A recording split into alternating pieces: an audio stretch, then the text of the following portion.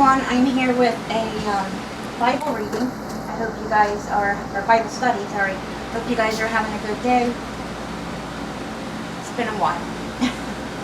We're doing this one late today. I'm getting mixed up. Very late. Okay, I'm going to start off with 2 short stories. And then we'll continue on with, well, let me tell you what will be,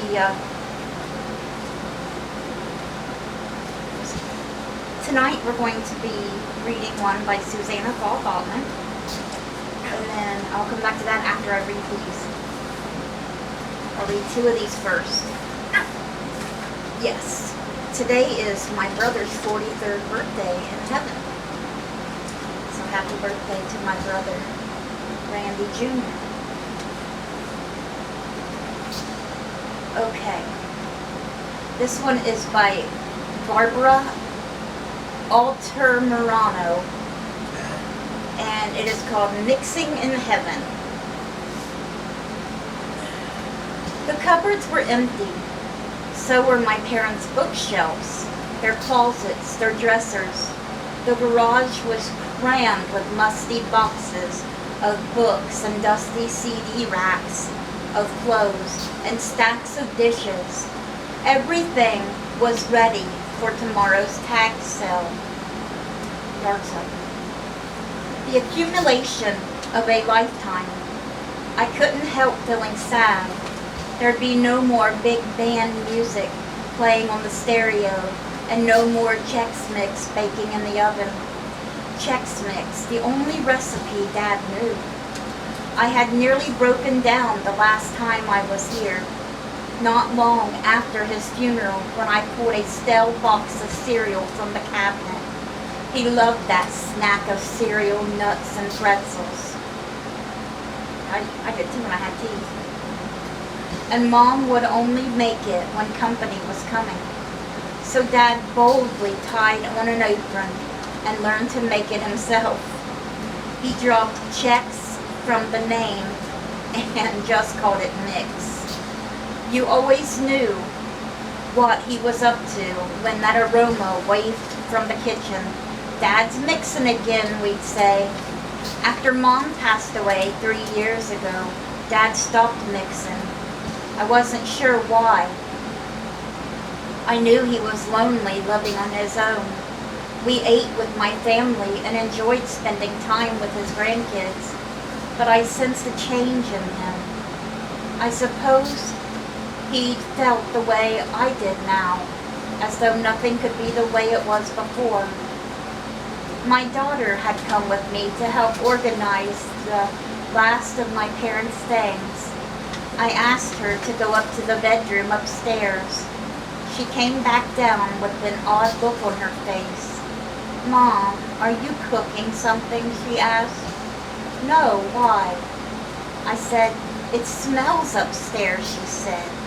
Like the mix Papa used to make. I went up to see.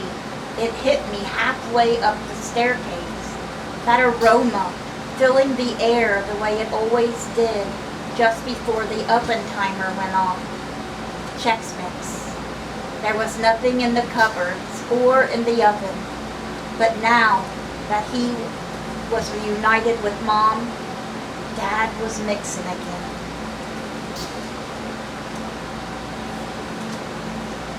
Letting her know that they're okay. Okay. And the next one we'll read now, the last one for tonight, War and Peace by Barbara McBee. A lot of Barbaras here. I really thought this peace lily plant would bloom in honor of your dad, I told my adult son, Scotty. We just returned home from his father's funeral.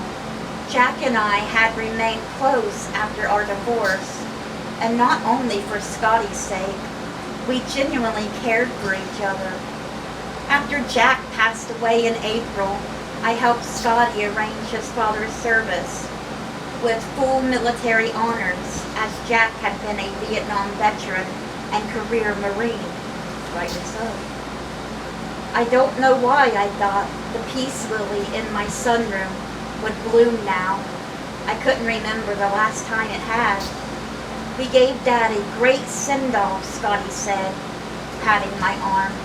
I know he's at peace. I hope so, I thought. Jack had spent his military career trying to bring more peace to the world. He certainly deserved God's peace now. I just wished I could be as sure about it as Scotty was. For the next few weeks, I gave the peace lily extra attention. Whenever I went into the sunroom to water the plants, I carefully pulled aside its glossy leaves, looking for new bright green shoots, or maybe even the tiniest hint of a flower. But months went by, and I found nothing. By the following spring, I'd all but forgotten my obsession with the peace lily and returned to caring for all my plants equally. As I reached up to water a hanging plant one day, I caught a glimpse of white out of the corner of my eye. The peace lily, blooming on April 21st, the first anniversary of Jack's passing. Jack was at peace, and now I was too.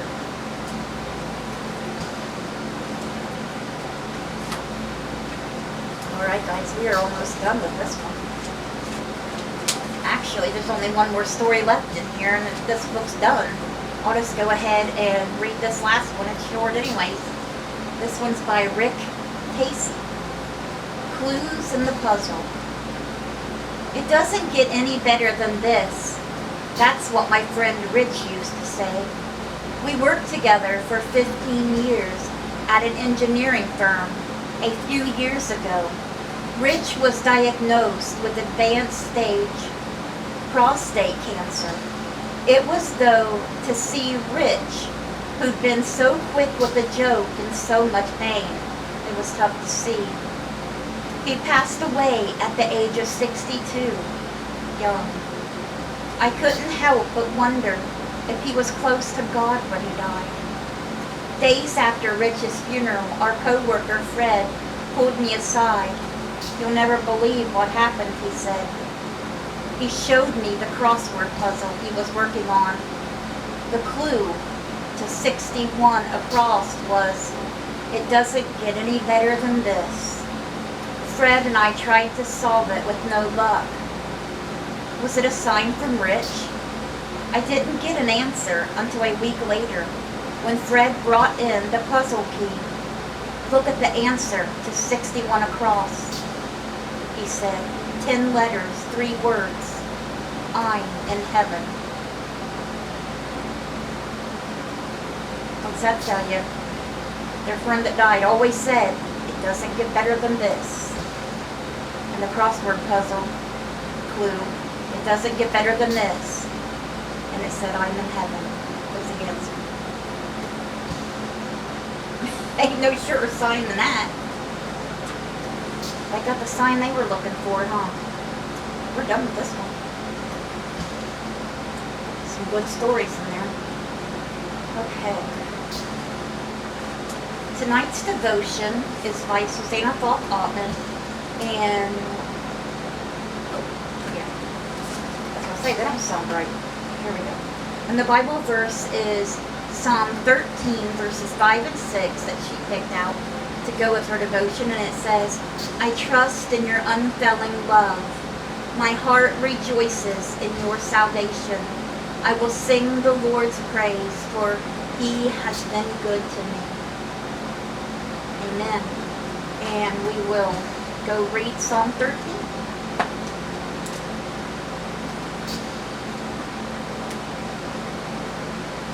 Very short psalm. 6 verses. For the director of music, a psalm of David. How long, O Lord, will you forget me forever? How long will you hide your face from me? How long must I wrestle with my thoughts, and every day have sorrow in my heart? How long will my enemy triumph over me? Look on me and answer me, O Lord my God. Give light to my eyes, or I will sleep in death. My enemy will say, I have overcome him, and my foe will rejoice when I fall. But I trust in your unfailing love. My heart rejoices in your salvation. I will sing to the Lord, for he has been good to me. All right, and that was Psalm 13. Okay, so let's read Susanna's devotion.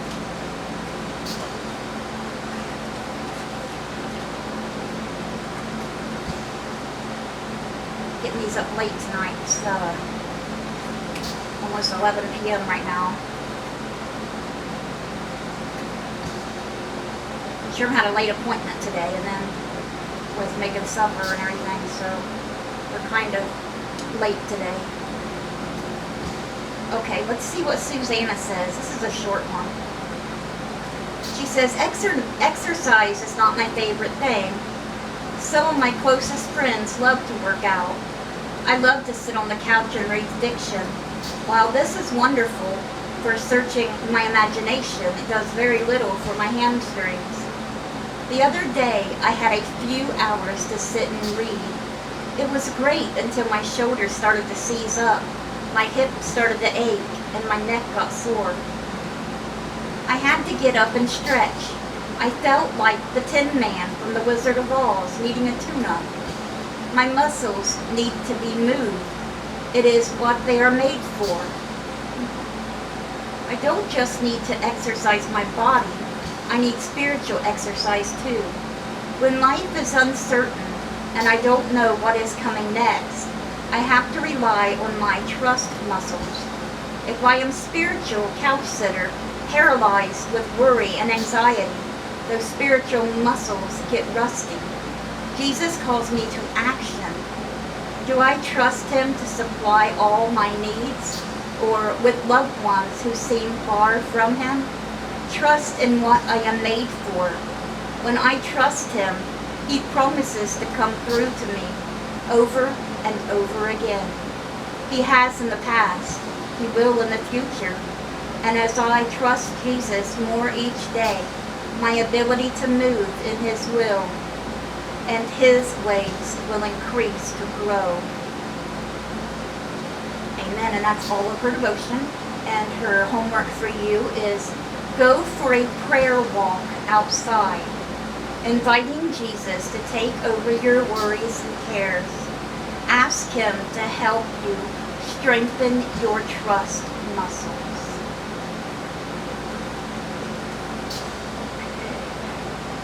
Psalm 13. Okay, guys, that was a good one. All right, everybody got their animal for the animal devotion?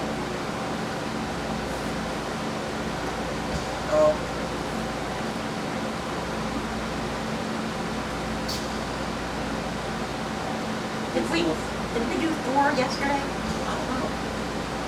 This says for the 11. We'll take it as, it's not marked, but I'm going to take it as we did. Today's 12.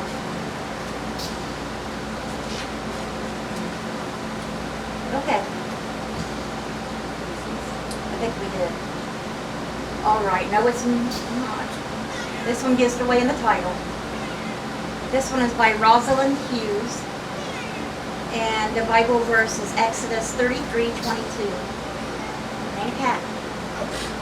When my glory passes by, I will put you in a cleft in the rock and cover you with my hand until I have passed by.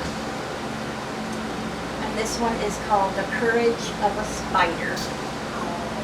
It's a spider. Okay. We had one of them. It's a spider. I had forgotten all about the red-legged spider. Red-legged. Cradled in the corner of the wing mirror.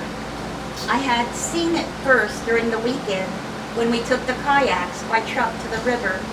I noticed it then at a stoplight running around repairing its web. strung loosely between the wing mirror and the window. Now we were more than 100 miles and 70 miles per hour on the highway from home. But here at another stoplight at the top of the exit ramp was the spider again. It poked about with a few of its legs red and yellow striped, walking caution signs. It inspected the damage briefly. Its web hung by just a couple of strong anchor threads.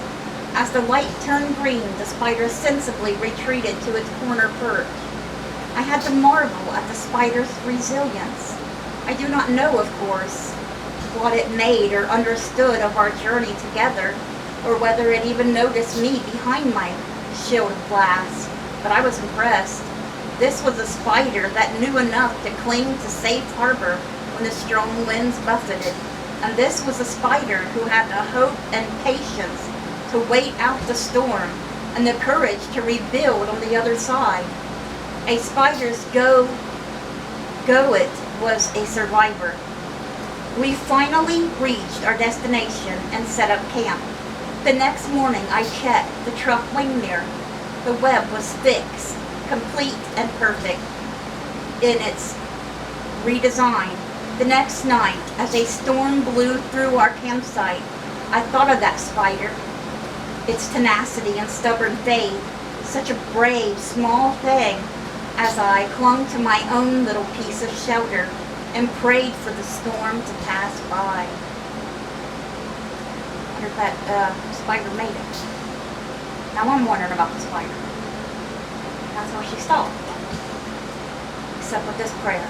God, grant me the courage of a spider. Give me the tenacity to hang on when life is a wild ride. Give me hope to persevere through storms. Lend me the strength to rebuild with you as my foundation. Amen. Amen. And there's my spider.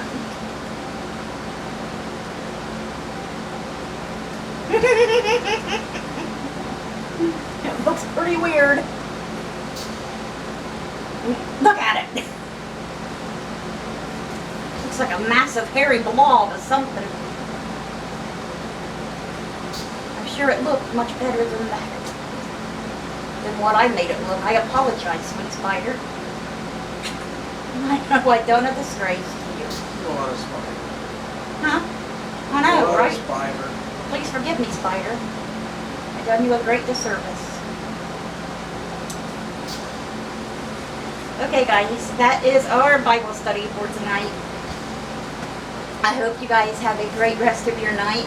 Let's bring those souls to Jesus, and God willing, we'll see you guys again tomorrow with another Bible study. Bye, guys. God bless. There's a prayer request. What did she say his name was? It was Jeremy Hughes. Was it Jeremy Hughes or Joe? I think it's Jeremy Hughes is his name. God knows his name. My aunt said this guy needs prayer. He's in his 40s and he's in the hospital with COVID and pneumonia. And that's what I had, so I know how bad it is. They said he's really bad. So please pray for him, if you will, because he's really bad right now. If I get an update, I'll let you guys know. Bye, guys. God bless.